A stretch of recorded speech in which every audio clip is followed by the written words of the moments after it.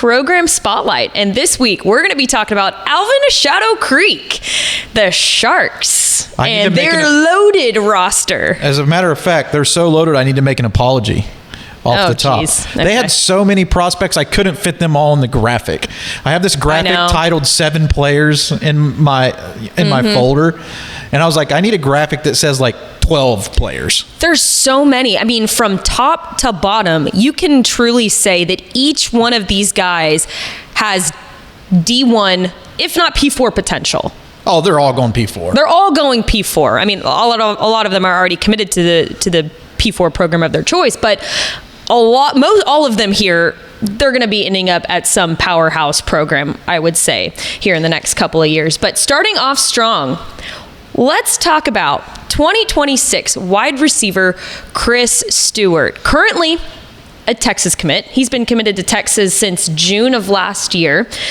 And he committed to the Longhorns over programs like Tennessee, Alabama, LSU. So he's a pretty good receiver, I'd say. Broke out as a sophomore with the 6A program, amassing over 1,500 yards and 25 touchdowns in his campaign so far.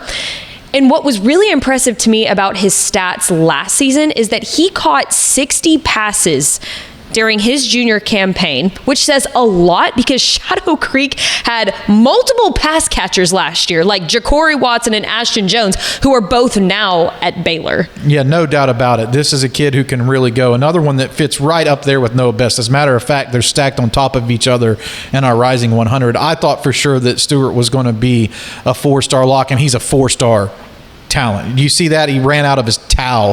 He was running so quick in and out of his cut right there. He can flat out fly. I love his fit as a slot wide receiver at Texas or whatever college that he goes to, but he has enough go juice to go into the outside and beat you with some of his vertical ability.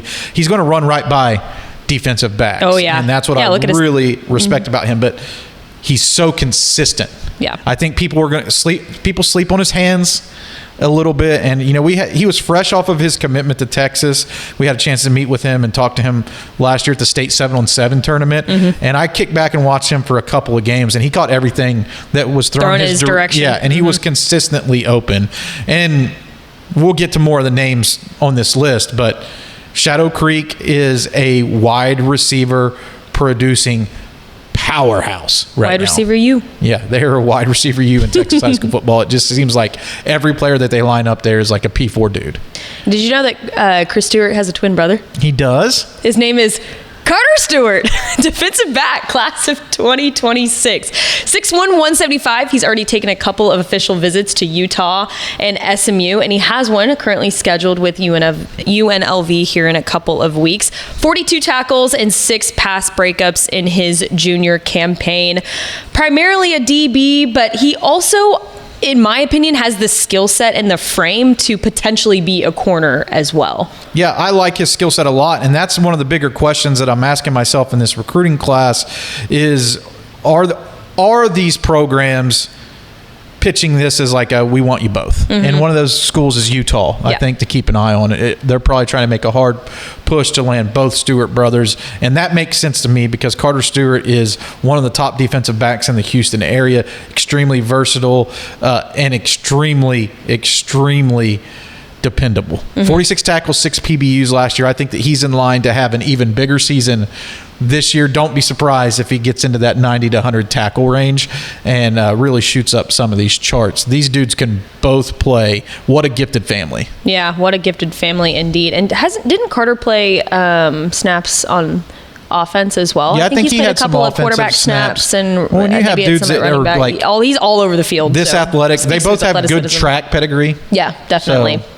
Athleticism is what we're trying to get at. Athleticism runs strong or pumps strong through the Stewart family's veins. It does. 2027 wide receiver Aiden Starling, 6 foot, 175 pound Houston commit, but recently picked up some offers from big-time programs like Texas and Georgia. Offers a high athletic upside, and people must have been impressed with his route running abilities because you said that he picked up Elite 11 MVP offers after the camp, and you can see why here on his tape. Yeah, he was the MVP there because he was always open. He caught everything. I really love his catch radius and look at him doing the grimy work right here, laying some blocks and doing what he needs to do to help his team to be successful. There aren't a lot of people who really know about how talented he is at this point, because you talked about that stacked wide receiver room, right? This is a breakout season, I feel, for him, but they're still going to have to share the rock, because right behind him on this list is 2028 wide receiver Jalen Adai, who has an NFL lineage, and they're just going to have to find more footballs at Shadow Creek some way, because how do you spread the rock around? Like, how do you spread the ball around to all these guys? I mean, it's a great problem to have, right? It's a blessing. Yeah. But Aiden Starling, who has one of the best nicknames, Nunu is one of the best nicknames out there right now, I feel like. So I love whenever his posts come across my social media, and I know exactly who it is whenever it pops up. But I think we're just starting to realize how good he can be. And Houston was ahead of the game whenever they offered him and gained his commitment, because he hadn't laid as much down on tape that much. And he has a great connection with Keyshawn Henderson, the 5-star quarterback, #1 rated player in the class of 2025, had a big influence with his recruitment as well. So it'll be interesting to see, can Houston combat these other big programs to retain and keep him on the commitment list, because, Texas and Georgia, that's hard to beat. They're going into my top 5 right now. Texas and Georgia are both in the top 5 of elite programs recruiting nationally. So, I mean, those are 2 of the big dogs. Yeah, but then if you have the best athlete/quarterback committed in Keyshawn Henderson, I mean, that's hard to turn away too, Definitely. He talked to Texas, he talked to us about it recently, and just said that was a big factor. He wants to be a part of something special, and Houston's doing a pretty good job of relating that to the players that could be around Keyshawn Henderson in this class, and also recruiting Houston really vigorously, because they want to keep the top talent at home. And that's going to be pretty important for them to have success and sustain success now that they're a P4 program in the Big 12. And you already mentioned it a little bit, 2028 wide receiver Jalen Adai, another name to keep your eyes on at Shadow Creek. 6'1", 155, you already said it. He's the son of NFL star Joseph Adai, who was a first-round pick a couple years ago. I'm not going to date him or anything, but years ago. He has offers from Texas State, Texas Tech, Nebraska, SMU, just a couple of the programs that have already offered him. And he also runs track and basketball. So athleticism absolutely does run in that family. He's going to get all the offers. I'm just going to go ahead and say it. If you're a major program, go ahead and offer him, because you're going to do it eventually. You might as well go ahead and get in front of all these other programs in line for his potential signature.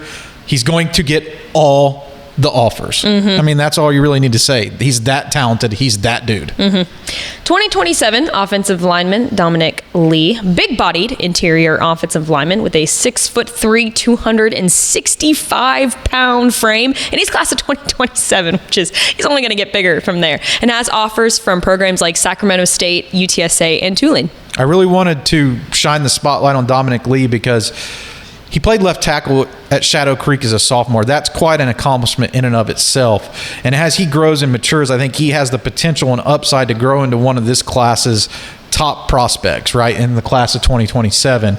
He moves extremely well.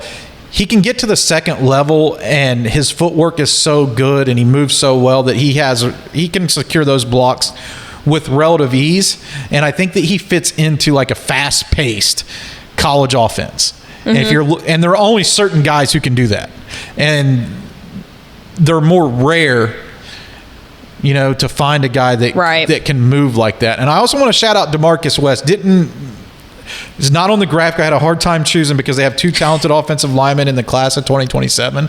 DeMarcus West and Dominic Lee are both names that you need to know. And DeMarcus West is also going to get a lot of top offers. He may actually end up being ranked even higher because of his intangible. 6'4", 275 pounds, a big wingspan, and definitely a name to know if you don't know about it already. And I'm seeing